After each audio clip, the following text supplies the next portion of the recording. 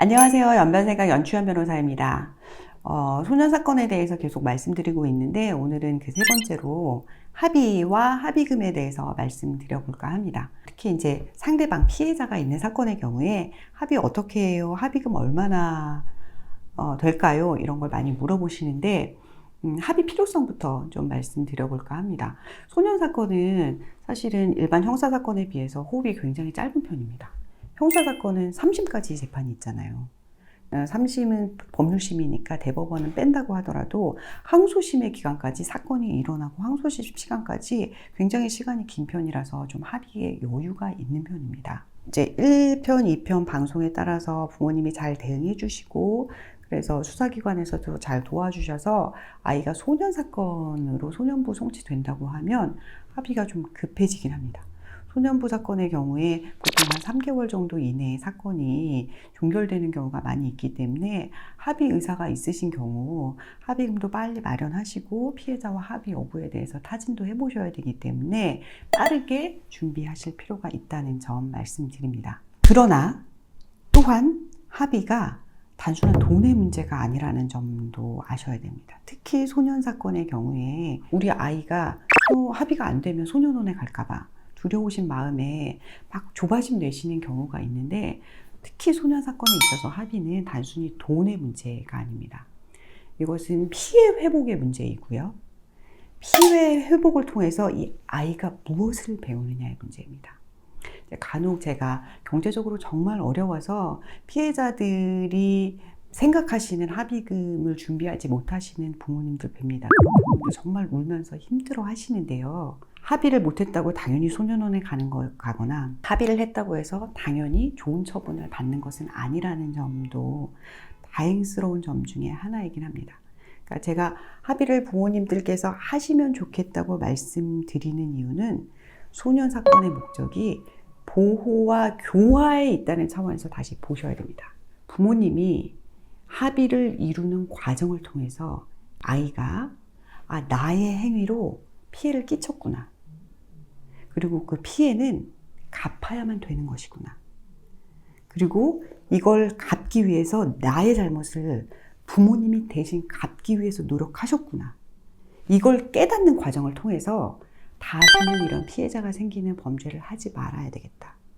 타인의 공감하는 능력이 생기고 나도 나의 책임을 져야 한다는 것을 알게 되는 과정이 정말 중요합니다.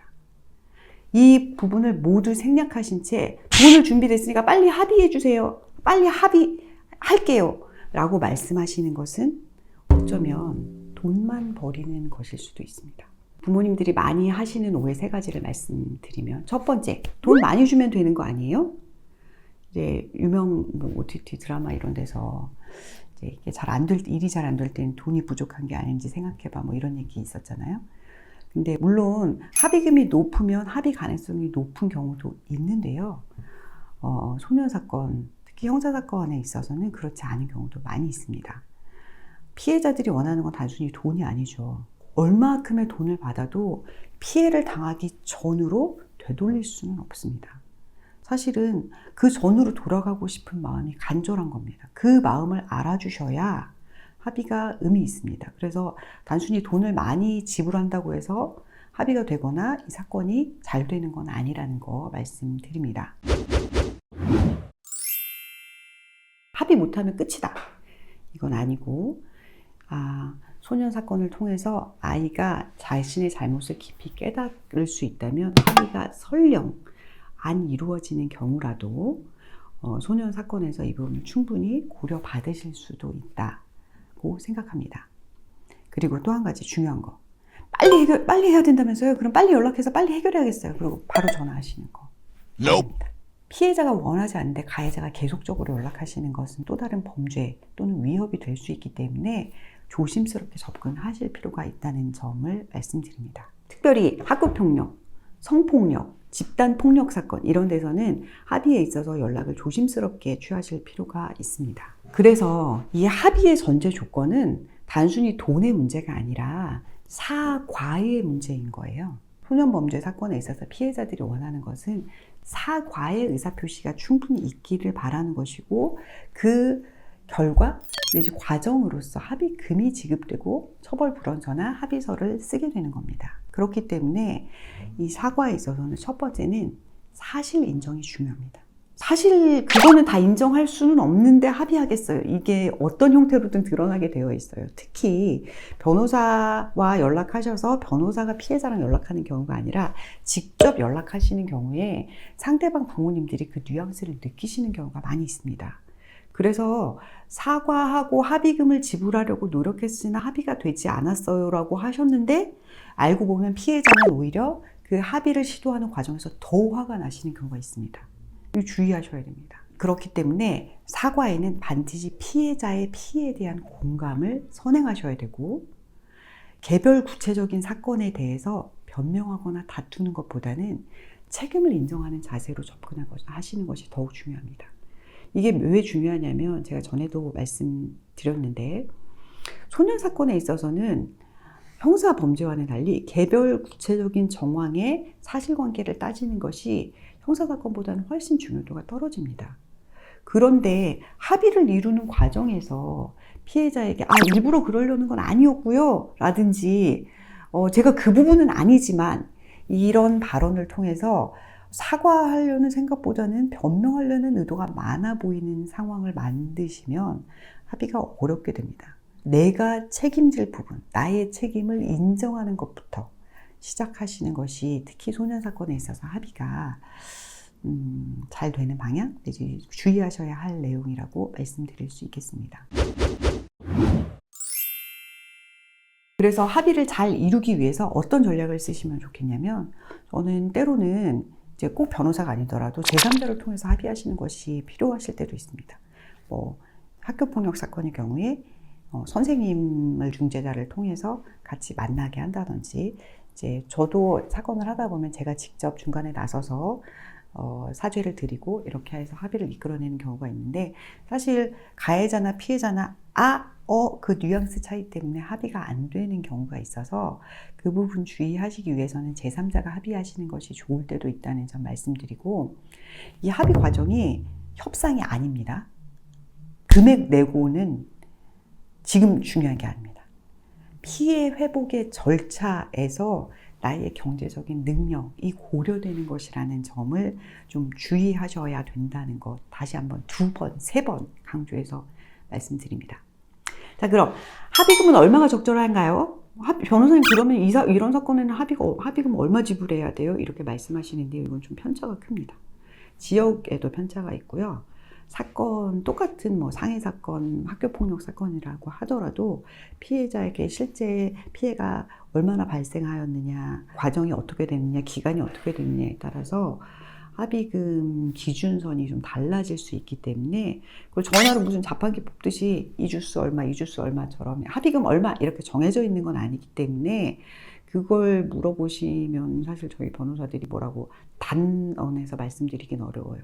제가 경험상 이런 사건에는 이 정도 합의금은 일단 준비해 주셔야 합니다 라고 했는데 경우에 따라서는 사주의 의사표시가 잘 받아들여져서 돈은 한 푼도 지불하지 않고 합의를 하시는 경우도 있고요.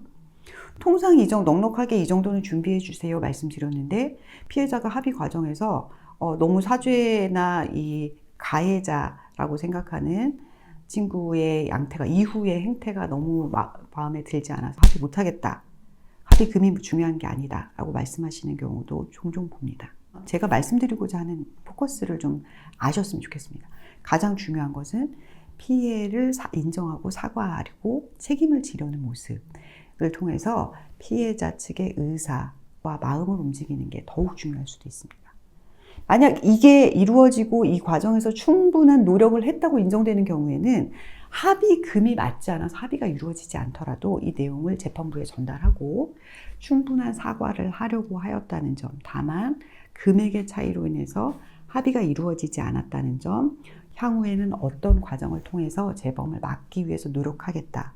가족들이 같이 노력하겠다라는 점 등을 통해서 재판부의 합의 노력 자체가 아까 말씀드렸듯이 피해 회복을 위한 노력을 하고 있다는 점을 어필드려서 합의에 준하는 노력을 성과로 보여드릴 수도 있고 그것이 때때로는 재판부의 어필이 되기도 하는 것이기 때문에 단순히 금액을 더 높이 준비하면 될까요? 합의금은 얼마가 돼야 될까요? 언제까지 마련해야 될까요?의 문제랑은 약간 조금 결을 달리해서 보셨으면 좋겠다는 부분을 강조해서 말씀드립니다. 제가 소년 사건 하면서 아이들에게 많이 물어보는 질문 중에 하나가 네가 입장을 바꿔서 피해자라면 어떻게 했을 것 같아? 이런 질문을 많이 합니다. 특히 요즘 아이들이 미디어에 일찍 노출돼서 그런지 공감 능력이 조금 떨어지는 경우가 있습니다. 내가 피해자가 아닐 때는 너무 화가 나는 상황도 내가 피해자가 됐다면 어떻게 했을 것 같아? 네가? 그러면 저는 가만히 안 있었을 것 같아요. 이렇게 얘기하는 경우도 있거든요. 1단계는 피해자에게 공감하고 피해자의 피해에 대해서 책임지려는 자세, 그것이 합의의 시작이라는 점을 말씀드리면서 그럼에도 불구하고 합의가 잘 이루어진다면 부모가 자녀의 잘못에 대해서 책임지려는 자세를 통해서 아이를 조금이라도 더 보호하고 교화하려는 노력을 하고 있다는 점을 전달드려서 좋은 처분을 받게 되신다는 점을 결과적으로 말씀드리면서 오늘 영상 마쳐볼까 합니다. 많은 분들이 합의는 언제, 얼마의 금액으로 어떻게 해야 되나요? 물어보시는데 이 질문에 대한 답변이 되기를 바라면서 우리 아이들이 건강하게 성인까지 책임감 있는 자녀들로 성장하기를 바라면서 영상 마치겠습니다. 시청해주신 여러분 감사합니다.